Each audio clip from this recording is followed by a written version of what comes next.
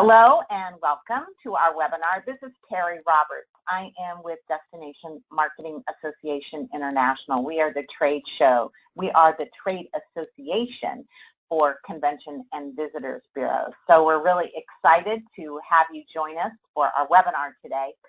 And the title, hopefully, is what enticed you to be here. When meeting planning isn't your job title, but you have a meeting to plan.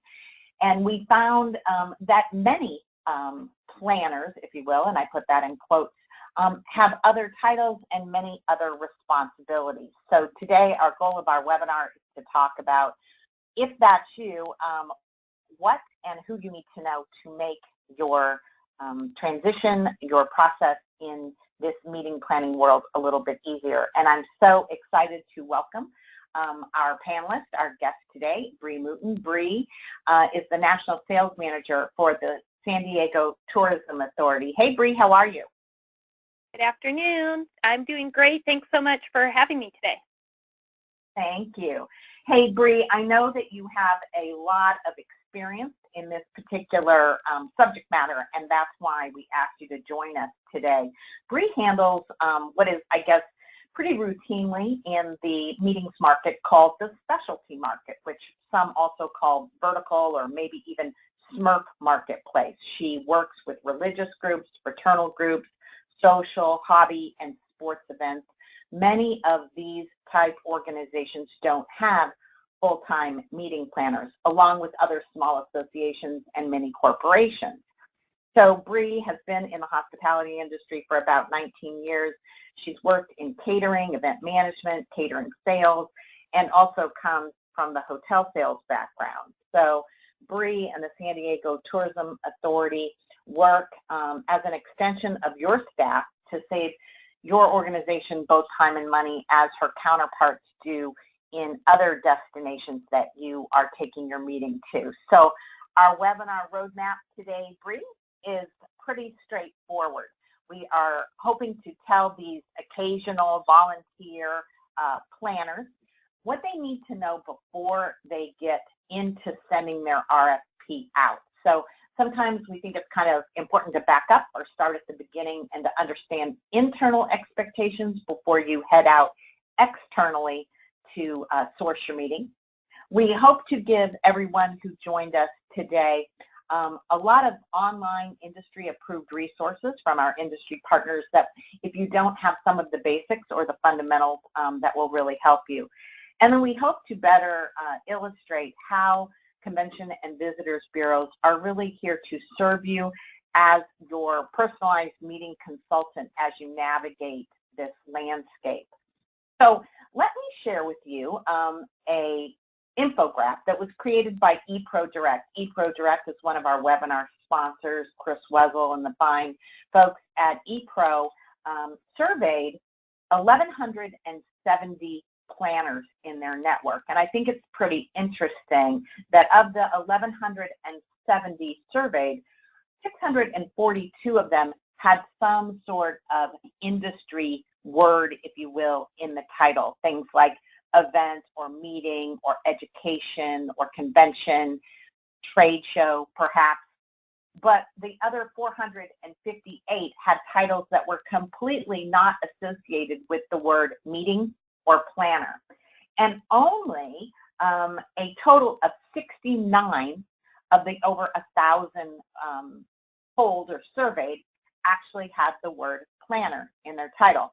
So we'll get everyone involved in using your chat box. If you wouldn't mind, in your chat box right now, type in your title, if you will, for us, so that we can see the types of people and industries and jobs that are represented on the folks that are joining us today. So thank you for getting in here so quickly. So things like program manager, program analyst, manager of events, travel coordinator, convention planning manager, director of membership, an office manager, a leadership consultant, an executive travel coordinator, parks and recreation manager, manager of global accounts, Terrific. So let me then share, because I'm thinking that maybe our Director of Global Accounts might be one of our great industry partners who have joined us. Bree, this is a Wordle that was shared with me by Lita Cruz. Lita is the Senior Director of Sales and Development at Helms Briscoe.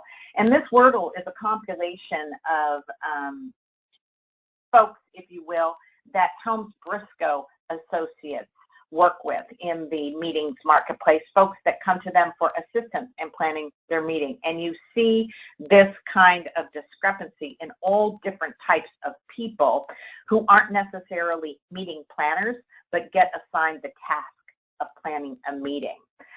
Bree, do you think this lines up with your own experience in terms of what you see in your marketplace, in your work with the San Diego Tourism Authority? Yes, Terry, I definitely do. I think today a lot of companies don't have dedicated event teams that they used to, and they're really looking at their individual employees or leadership department heads to take on those tasks, planning and executing the event. Now, not only do I see internal, as we heard we have some membership directors or even finance directors are getting involved, but I see a lot of volunteers and local chapter members that are being asked to step up and be convention chairs and help plan the meeting. Absolutely, and I'm still, thank you, all of you who are using your chat box and commenting. Like Deborah Coons says, she's with 2 companies, so she has responsibilities in 2 areas as an account executive and then also as a travel and meeting planner. So talk about, Deborah, I think you know a lot about doing a lot more with a lot less. So Bree, let's start, as we promised, by helping those that have joined us today understand that before they get in the business of sending out an RFP, that it's important that they survey the internal landscape, that they understand a little bit about the expectations of the meeting stakeholders. So we divided this, Bree, up, I know, into the 5 W's, 5 things that you thought that all, quote unquote, planners of a meeting or event should know before they head out to source a meeting. So do you want to talk a little bit about how you categorize these 5 W's, Bree? Yes, ma'am. Thank you.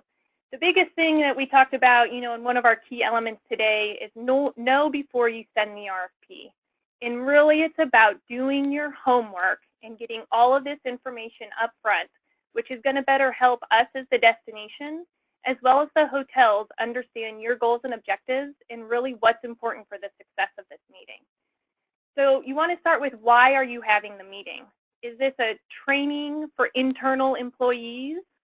Or is this education and networking for your member base? Perhaps it's a celebration of the past year or a new product launch. That why, Bree, really has a lot to do with the kinds of hotels and venues that are going to meet your needs. So it's super important. Did not to interrupt you. So now you're saying the what. So what then? Where do you go from there? Sure, exactly. So in tying into the why, it's really, what type of event are you trying to execute? Do you want this to be a down and dirty business meeting where you want to eliminate distractions and interruptions? Or does this need to have more of a retreat atmosphere where it's going to be more casual learning and networking?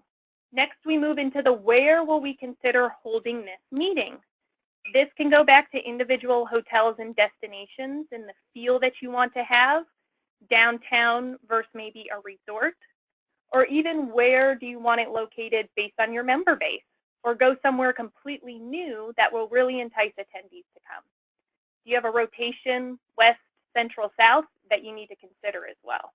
Moving into, when can we hold this meeting? A lot of people forget that you can look at weekday versus weekend.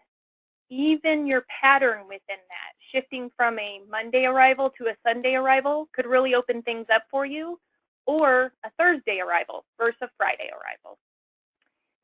We understand that some of the organizations have bylaws that state when a specific meeting can be held, so make sure you're aware of that. But remember, if you can be flexible, any destination or hotel can be attained. And finally, it's really the who. Who are you targeting? We go back to, is this internal employees or your membership? which will lead you into other elements of communicating out the details of this event. Is it a simple email notification where they know how to sign up and where to be, or do you need a full-on marketing campaign to energize and entice the attendees to come? And don't forget about your internal who. Is this the decision maker going to be the CEO? Are you going to be the final decision maker or giving recommendations to a board? Those are all really great points, and I think to agree with the who, it's giving your hotels, destinations, and venues some ideas about the demographics of the group too, which I know you're going to speak to. But who are you trying to appeal? Is your group mostly women? Are they sports enthusiasts? Are you coming together with a group that is well-traveled, or a group that rarely travels, a group that's comfortable with public transportation, or those that may only want to be in a destination that's walkable? So again, I think that the biggest thing I think here is that many folks think, I have the rates I need, I have the dates, I have the space, and they head out without just a few other things to consider.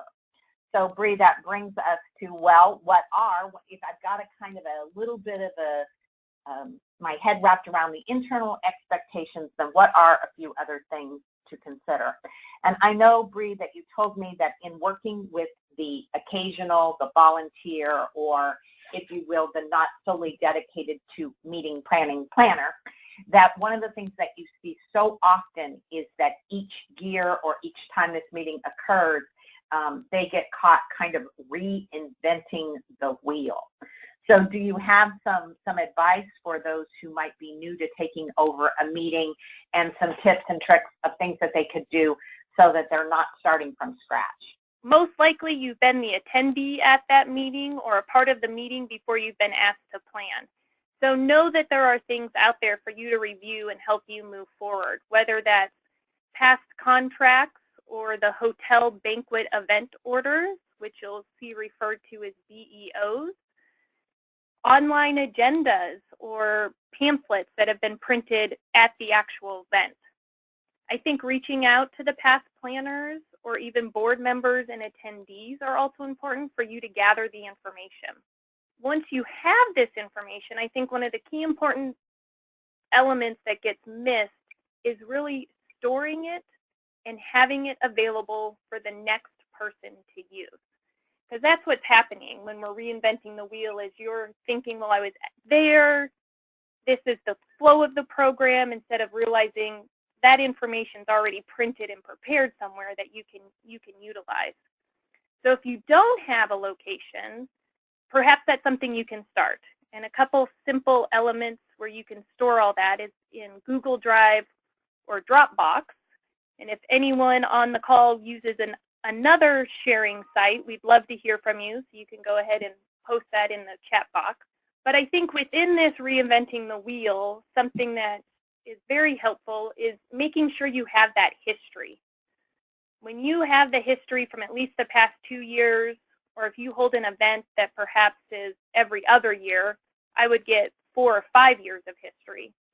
But this is really your credit that the hotel's going to look at to see the success of your meeting. And having that history is really going to help you understand what the pickup looks like, what your budget needs to look like with food and beverage spend, as well as other elements while you're planning your event. No, it's just so important to know that group history, that really to head out without it, you're just going to waste a lot of time. Correct. And with that history is use your CVBs. Not only have we worked with similar groups to yours so we can understand what can be needed, but we're able to help you get your history from previous years from hotels and be that great resource for you. Okay, Bree, so now if they've kind of surveyed internal expectations, they've got their past history or documentation together, how do they assimilate it? How do they put it together in order to go out now and, it's time to actually distribute and source the meeting? Sure. The biggest thing is going to have an RFP, or request for proposal. Now, some of you may have a template that you use. We're going to provide you with some resources of our own that will be great to use. But this really is going to give the hotels and the destination your overall picture for what you're trying to accomplish for this meeting. In turn, this will help us provide customized proposals to meet your needs. So Bree, I'm going to forward then to this RFP inspection checklist, if you will. So we put this together. The source that we used was the Event Industry Council Apex RFP workbook, and we've given, and we'll send you this deck, but we've given those who've joined us today a link to be able to really look at the complete template. But I wondered if you would talk a little bit about each most important part of the RFP, and then maybe just talk a little bit about what you routinely see missing. Sure. So looking at these sections, as you break down the event profile is really about who you are. As Terry stated earlier, who's coming? Is this a group of men, a group of women? Is it families? Are there significant others? This is going to help us understand the attendee and demographic. The next section, RFP, is really our roadmap to communication and holding everybody accountable. This is really going to help with a lot of back and forth questions from not only the destination and hotels, but from your committees as well. And the last three sections are really the nitty-gritty details of what your event's about. And this is going to help us determine which properties are going to be the right fit for you, as well as your program. Now, within each of these sections, some things that I see missed that are keys for our hotels. I talked about that history. Really make sure you get those room pickups, your food and beverage spend, or any other additional spend that you might contribute to the hotel or the destination and offsite event. I think another one that I'm always interested in hearing about are what is the key to success for your event? What are your hot buttons? We pride ourselves at the San Diego Tourism Authority for really understanding the group's needs here. And for example, some of those may be about your event space. You may just list that event space is important to you, but take the guessing work out of it. Why is it important to you? Is it because you don't have a lot of time in between breakouts and you don't want to lose people to checking their internet or going to get coffee? So you want all of your breakout space to be right next to each other? Or perhaps it's something of a core value of yours. Do you value diversity in your workplace, and you would like to see that same diversity in the hotel or destination that you're going to? That's a really great point, Bree. Really good point. Thank you. We want to set your event up for success. So let us know what we can do to help make that possible. Bree, when I look at this, two things kind of jump out for me. One, under RFP information, I think a lot of times, especially in a seller's marketplace like it is today, dates are hot and room demand is strong, and if there isn't a specific decision date, decision process, and if it isn't clearly outlined, sometimes it's very difficult to get first option dates, and that can really slow things down. So that's one thing that jumps out at me. The other thing I see there that I hear a lot from both planners and destinations and hoteliers is concessions. Like sometimes there'll be this very long list, 30 items that they're requesting in terms of concessions, that it's really nice to have any special concessions prioritized, maybe numerically, like from most important to least important, or maybe from must-have versus like-to-have. Have you had that same sort of experience, Bree? I think so. In relating to the concessions, I think that's what happens with multiple years of an event happening, is that things get layered on and added, and they've just always been there. So if you're taking over an event, it's okay for you to review some of that information and determine, hey, was that used last year? Was it successful? Is it really going to have an impact on my decision in what we're going to need for that event? So I think letting the hotels know what's key important, and as you suggested, maybe having a preferred list at the top, and then a nice to have at the bottom would be good. I think the other thing that I like to see too is really that flexibility on your dates. As you talk about some of these destinations and their availability, and we know that sometimes you're not able to be flexible, but if you can, a lot of the destinations really open up for you. I'm actually part of 2 industry associations where just in the last year actually shifted the month that they were having their meetings, one from a March to a May, and one from a February to a January, in order to get different unique options and destinations for their meetings, where they might not have normally gotten into that destination. So it gave them a new opportunity and city to explore, but their attendees were excited about going to that area as well. Yeah, Bree, what I hear a lot of meeting planners say about flexibility is that sometimes destination salespeople and hotel salespeople don't do a good enough job explaining what flexibility means. Because we ask, are your dates flexible? Everyone says no. Then you tell them, oh, if you met a week later, you might get a rate that's $40 or $50 less. Oh, wait a minute, maybe now we are flexible. So I think sometimes it's really important to explain what flexibility garners, which leads us nicely into your next point that I know you wanted to make, and that is that it's really important. Sometimes planners think, okay, I know my date, I know the rates we want, I know the space we need, I'm going to head out with my RFP. You want to talk about the pitfalls of that, Bree? Sure thing. You know, we all hear about the tip of the iceberg with lots of scenarios, and that is the tip of the planning iceberg. And what we have to remember as planners is we're not just finding our location, but once that's found, then you actually start all the logistics of that. So although it's great to be aware of your parameters and your budget for those key room rates and food and beverage or your other contract obligations, I think a few things to keep in mind on the group side are things like speaker costs. You know, is transportation or overnight accommodations going to be needed to bring in the speakers you need? I highly suggest in today's age that you plan an off-site event in your destination that not only brings a fun networking element into the event, but gets your attendees a chance to get out and relax and explore the city that they're in. We don't want to have too much business, so you need to add in a little fun. Now with that, you may have additional entertainment or transportation costs.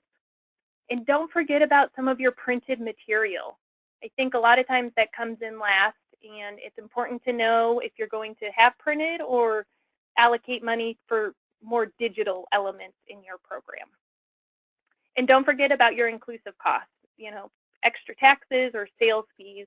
You don't want those to spring up at the end and you not have those budgeted accordingly. And then I think just to be mindful on the event side, you know, when we're planning and evaluating a lot of the proposals, we are comparing group rates as we see them. But we know that every destination is different, and we have to keep in mind the additional individual costs that maybe an attendee is responsible for. So look at resort fees or parking that they may need to do if you're going to have a large drive-in attendance, even airport transportation costs or any meals on their own can all be things that you can help plan for the next meeting.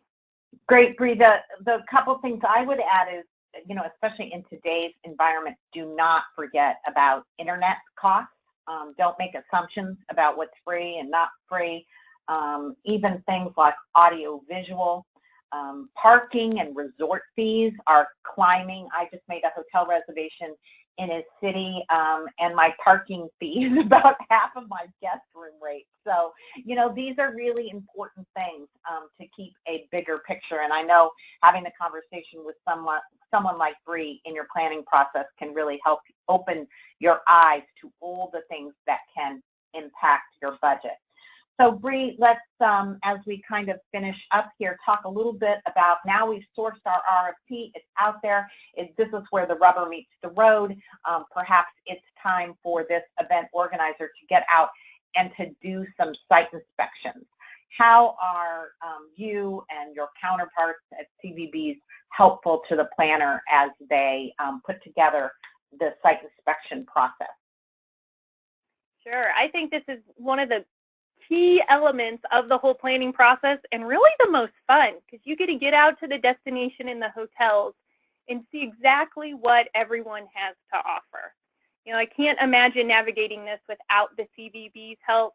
Not only are we here to help with the itinerary, but the logistics of the timing at each hotel.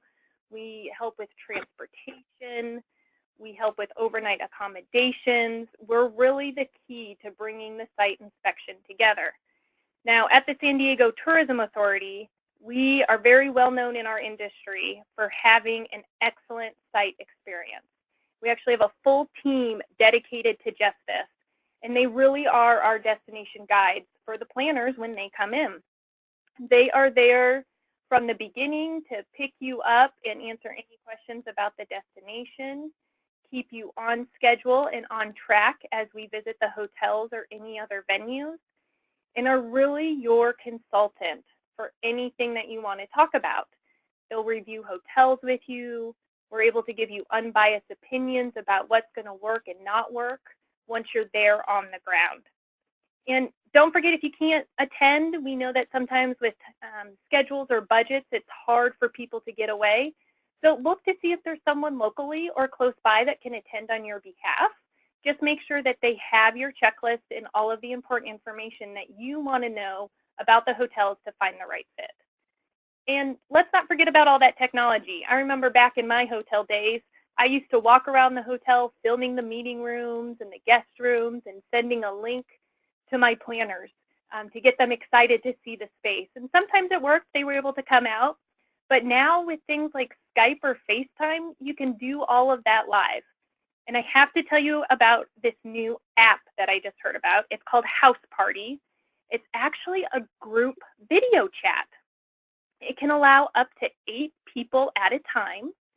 Not only could you use it on the planning side to get together with your committee, perhaps you're not all located in the same area to talk about different things, whether it's the planning or the execution of an event, but think about if you had the hotel sales manager, you had a CVB destination expert, you, and maybe your committee on there where you can all discuss and see the property at once. I think there's a lot of opportunity there, and I can't wait to use it. That's cool, Bree. I think that I concur with you that I don't know if I'd want to tackle a site inspection in any destination, even one I was familiar with alone. And so having a partner to, schedule an itinerary, book all your appointments, make all of your arrangements, and then accompany you is really a great service. So to kind of summarize, as we end here, Bree, I know you just wanted to speak really briefly about that it's potentially important to maybe look at some red flags that might come up that you might not anticipate if you don't plan meetings regularly. Sure. I think it's just understanding some of the contract clauses, whether that's cancellation, attrition, and what the group is financially responsible for. Use your past planners and your board. And then another one that comes up is just to be aware of what other events might be going on in the region, in the city, or the hotel that may be similar or competing with your group. Now, on the flip side, sometimes that can help and be a benefit. I worked with a group that actually was looking to host an event, but a similar group was looking at something within the same time frame, so they were going to relocate. However, we spoke with that other group and brainstormed some ideas about how possibly combining the 2 smaller events into a medium event where they could have general sessions and meals together, thus increasing their budget for having speakers come in, and then having the breakouts as their own individual tracks. Now, not only did this happen, they had a very successful event. It really led to a lot of new networking and ideas, but they may continue to do it in other regions. So sometimes having a group there that is similar can actually turn into something good. That's super cool. Synergies are what it's all about, I think, no matter what we're trying to accomplish. And Bree, thank you so much for being a great representative of the CVB industry and how you can help those who might not be planning meetings as a full-time part of their job, get some of the things that are most important and draw their attention. So we wanted, as we promised, to provide you with some resources, and we will be sending you this deck, but we've given you not only DMAI's education and resource blog, where you'll find many articles, infographics, checklists that will help with all facets of planning your event, but also the Event Industry Council, where you'll see most of the APEX work and the workbooks. MPI, ASAE, and also PCMA have great meeting org sites that can help guide you through many of your questions. And we hope that no matter what destination that you're headed to, that you reach out first to your Convention and Visitors Bureau and let them get involved early in helping you find the right fit for your meeting. And you know, you don't necessarily need your CVB to source your meeting, but you can use them to educate you about their hotels, understand the desirability of your meeting for the different types of properties that they have. Again, help you tweak your RFP, perhaps help you distribute it if you'd like. They can advocate on your behalf.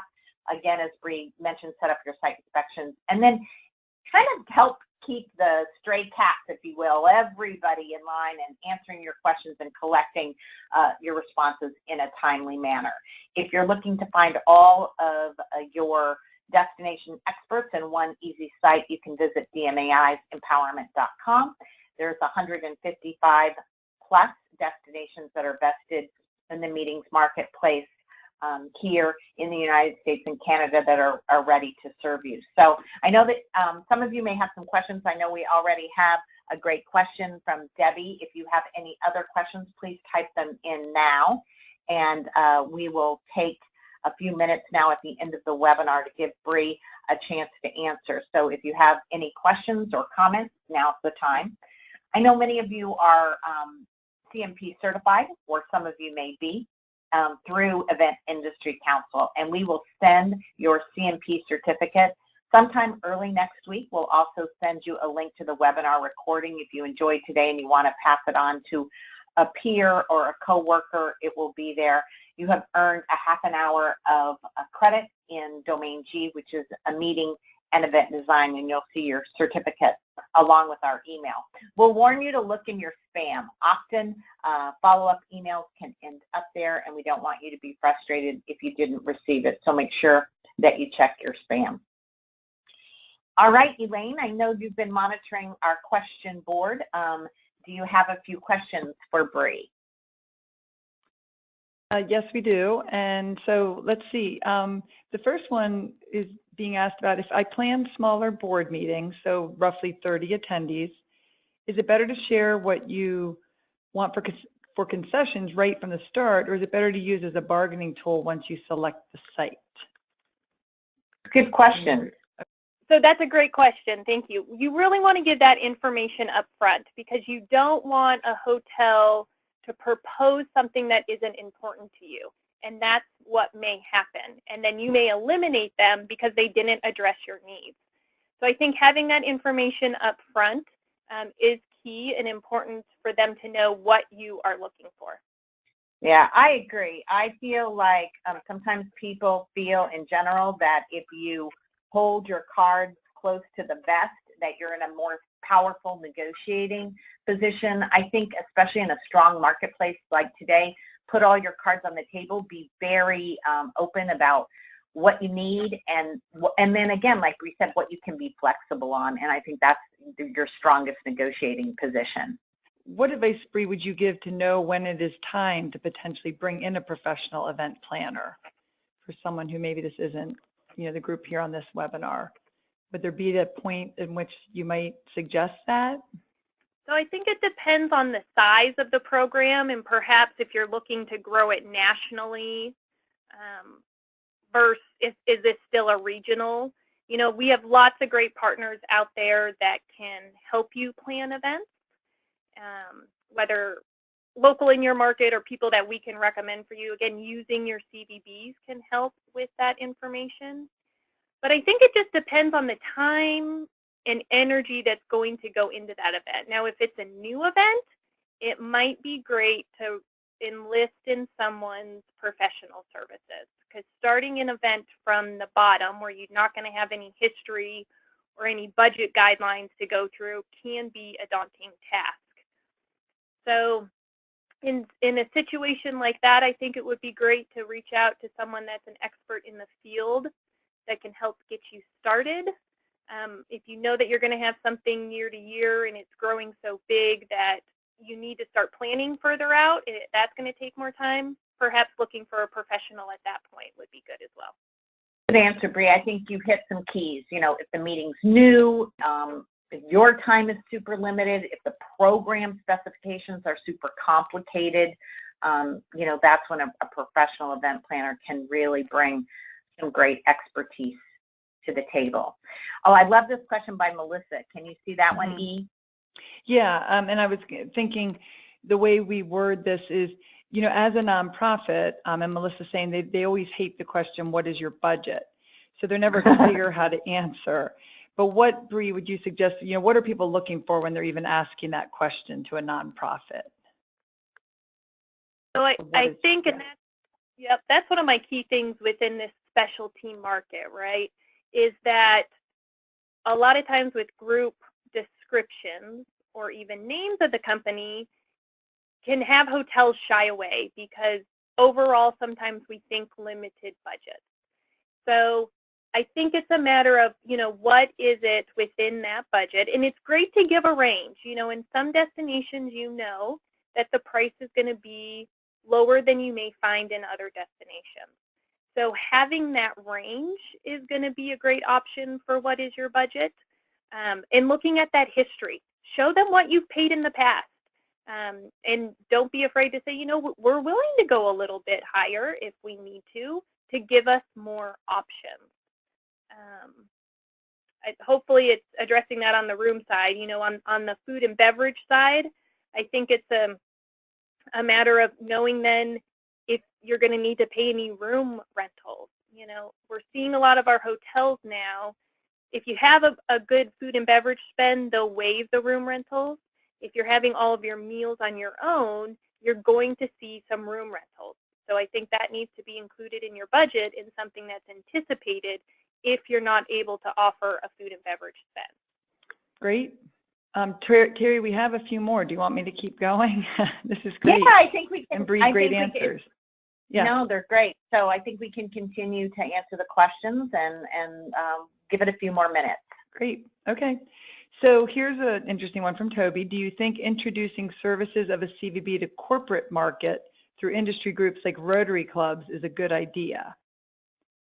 Yeah, Toby, I think that's a great idea. I think that the more, especially in the corporate marketplace, the association marketplace is, you know, probably much more versed in the, I guess, the services, if you will, of a CVB. But the corporate market isn't necessarily as well versed in understanding the role that the CVB could play. And I think any place that we have an opportunity as an industry to educate is valuable. Great. And then looks like actually just one more, unless we have some more typed in, but it's from Adrienne, and she's asking if I would like to advertise my event in a local area to possibly draw in a more diverse audience, and she describes that for her there that diversity means younger and more ethnically diverse community. What do you guys recommend? Who would they partner with? How much lead time?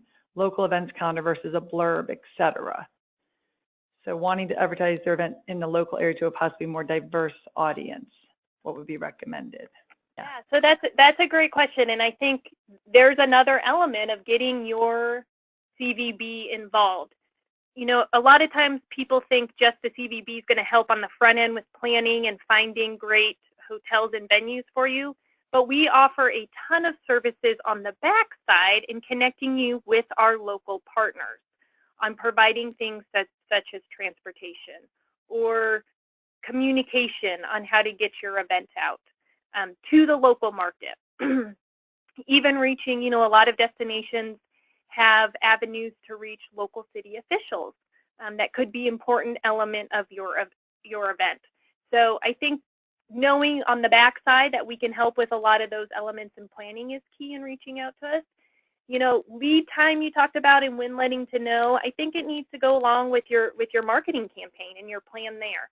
You're obviously creating some graphics already, some save the dates that you want to get out, and maybe you're starting that 6 months out. I would do that similar within the local destination as you would be for your members or your attendees. That's great. And I see one more from Tanya. It looks like, how would I introduce a CVB to the state government to assist with meetings and events? And it's interesting because, most CVBs, Tanya, are funded in their own individual destinations by those vested in tourism, sometimes through tax assessments, et cetera. And I've had many governmental planners say that they think that, not using a CVB is like leaving money on the table for their constituents, right? Because they're hard-pressed to sometimes in their budgets pay for things that they can get for free. So I think it's about talking about where your meetings are held and then reaching out to the Convention and Visitors Bureau in that destination. So first of all, I'd really like to thank our audience for being so highly participatory, for staying on, for engaging with us. Really appreciate your enthusiasm and your input. I hope you learned a lot from Bree today. I sure know that I did. And Elaine and Kate, thank you for monitoring questions. Bree, thank you for joining us. And please, we'll send you all a slide deck from our presentation today, the webinar recording, and your CMP certificate next week. Make sure that you check your spam. Take care, everyone. Have a great day.